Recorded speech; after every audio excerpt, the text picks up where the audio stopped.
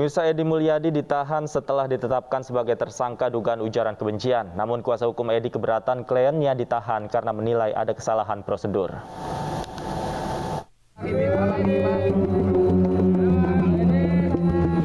Edi Mulyadi ditahan setelah menjalani pemeriksaan di Barreskrim Polri Senin kemarin. Edi ditahan selama 20 hari dengan status tersangka kasus ujaran kebencian berdasarkan sara dan penyebaran berita bohong atau hoax. Tim penyidik telah memeriksa 55 orang terdiri dari 37 saksi dan 18 ahli. Edi dikenakan pasal berlapis dengan ancaman lebih dari 5 tahun.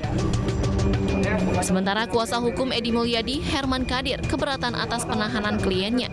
Menurut Herman, Edi ditahan padahal belum ada pengambilan berita acara pemeriksaan sebagai tersangka. Kuasa hukum Edi menilai proses penahanan tidak sesuai dengan KUHP karena penahanan harus didahului dengan BAP sebagai tersangka. Sementara menurutnya, sepanjang pemeriksaan kemarin, Edi berstatus sebagai saksi.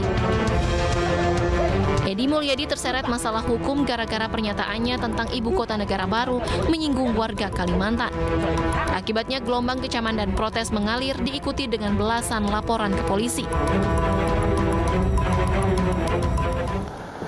Kuasa hukum Edi Mulyadi keberatan atas penahanan kliennya dan sedang memikirkan langkah hukum berikutnya. Apa alasan keberatannya dan mengapa melawan? Padahal sebelum diperiksa katanya siap ditahan. Kita sudah terhubung dengan Herman Kadir, kuasa hukum Edi Mulyadi. Selamat sore, Pak Herman. Selamat sore. Selamat sore, Pak Herman. Tapi sebelum kita mulai diskusinya, Pak Herman, kita simak terlebih dahulu penjelasan dari Karopenmas Polri Brigjen Pol Ahmad Ramadan terkait sederet alasan subjektif dan objektif penahanan Edi Mulyadi berikut ini. Saksi. Pemeriksaan berlangsung dari pagi hingga pukul 16.15. Itu pemeriksaan sebagai saksi. Setelah dilakukan pemeriksaan sebagai saksi dan memperhatikan dengan beberapa bukti pemeriksaan saksi dengan jumlah 55 orang, terdiri dari 37 saksi dan 18 ahli. Saksi ahli terdiri dari saksi ahli bahasa, saksi ahli sosiologi hukum, saksi ahli pidana, ahli ITE, analisis medsos, digital forensik, dan antropologi hukum. Setelah itu penyidik melakukan gelar perkara. Hasil dari gelar perkara, penyidik menetapkan status dari saksi menjadi tersangka. Setelah diperiksa sebagai tersangka yang berlangsung dari 16.30 sampai 18.30 untuk kepentingan penyidikan perkara dimaksud terhadap saudara EM, penyidik melakukan penangkapan dan dilanjutkan penahanan. Penahanan dilakukan dengan alasan subjektif dan alasan objektif. Alasan subjektif karena dikhawatirkan melarikan diri, dikhawatirkan menghilangkan barang bukti, dikhawatirkan mengulangi perbuatannya kembali. Sedangkan alasan objektif, ancaman yang diterapkan kepada tersangka di atas 5 tahun. Iya, kita sudah dengarkan bersama keterangan dari Brigjen Ahmad Ramadan terkait penahanan Edi Mulyadi. Saya ingin ke Pak Herman. Pak Herman, sebenarnya apa saja menjadi poin keberatan Anda atas penahanan terhadap Edi Mulyadi?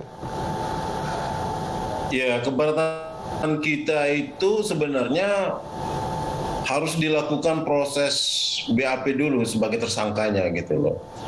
Kenapa? Setelah proses BAP itu kan akan ketahuan. Ya, biar bisa dikatakan jadikan tersangka atau saksi lagi kan gitu.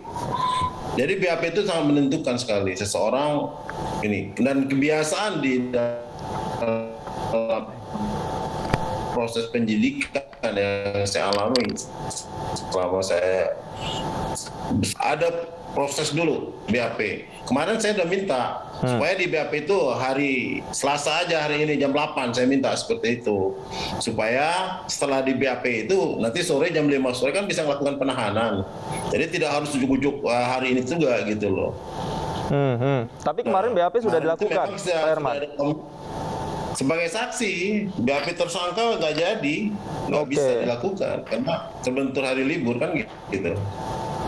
Jadi itu, jadi setelah BAP sebagai tersangka itu barulah keluar surat penahanan. Itu etikanya gitu loh, dan sesuai dengan KUHP-nya seperti itu gitu.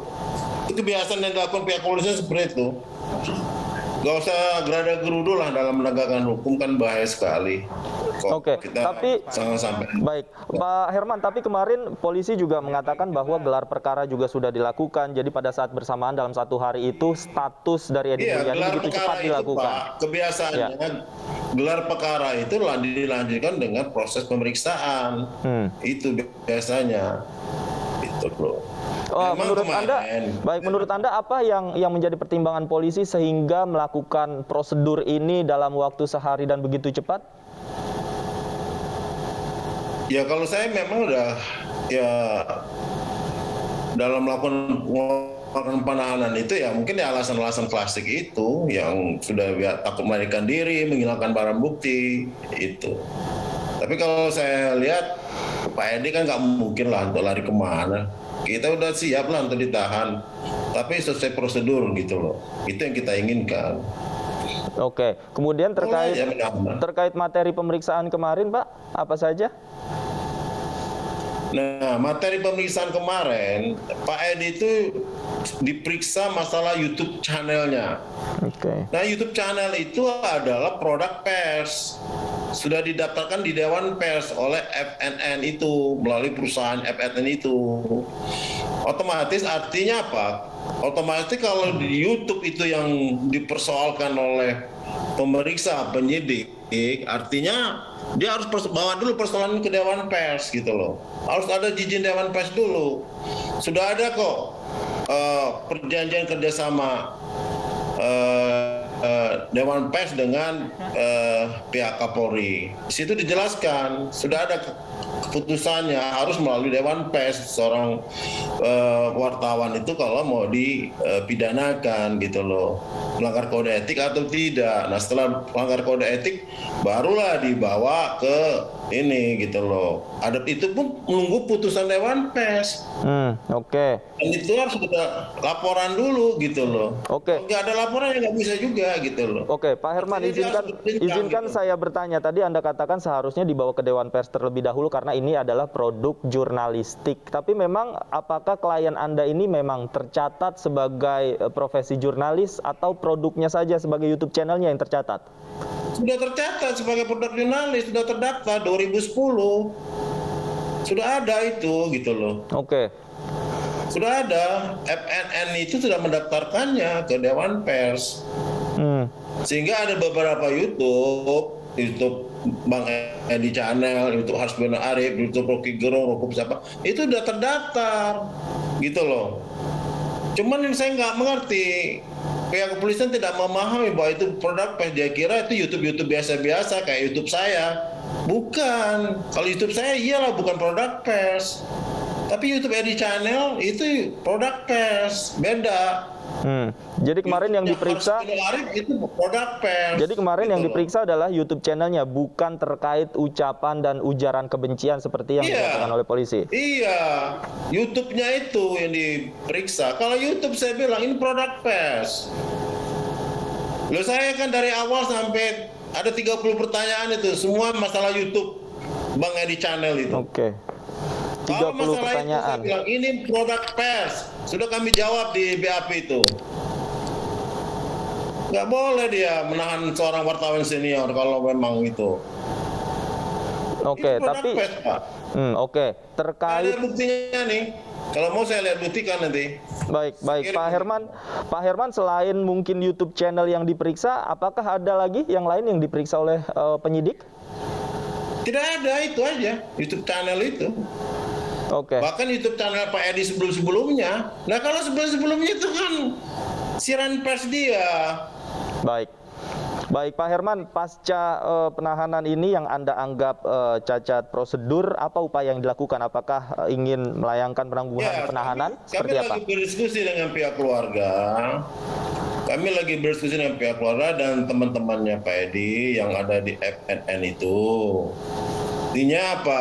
Apakah perlu ngambil langkah hukum atau kita ikuti aja kemauan pihak penyidik ini? Itu aja. Nanti ini belum ada jawaban. Besok Rabu lah baru ada keputusan. Tapi kami Rabu itu sudah akan mengirim surat ke Dewan Pers. Kami akan kirim minta pelindungan hukum. Oke, Karena saya ada baik. fenomena atau ada orang wartawan gitu. Oke, besok kirim surat kemana? Ke Dewan Pers dalam rangka? Ya, ke Dewan Pers kami akan kirim surat. Tapi nanti Pak Edi langsung, setelah ditandatangani di Pak Edi, berarti Pak Edi langsung yang mengirim surat itu. Oke. Baik, terima kasih Pak Herman Kadir. Kita ikuti terus nanti prosesnya seperti apa. Terima kasih Pak Herman sudah bergabung bersama kami di iNews Sore. Selamat sore.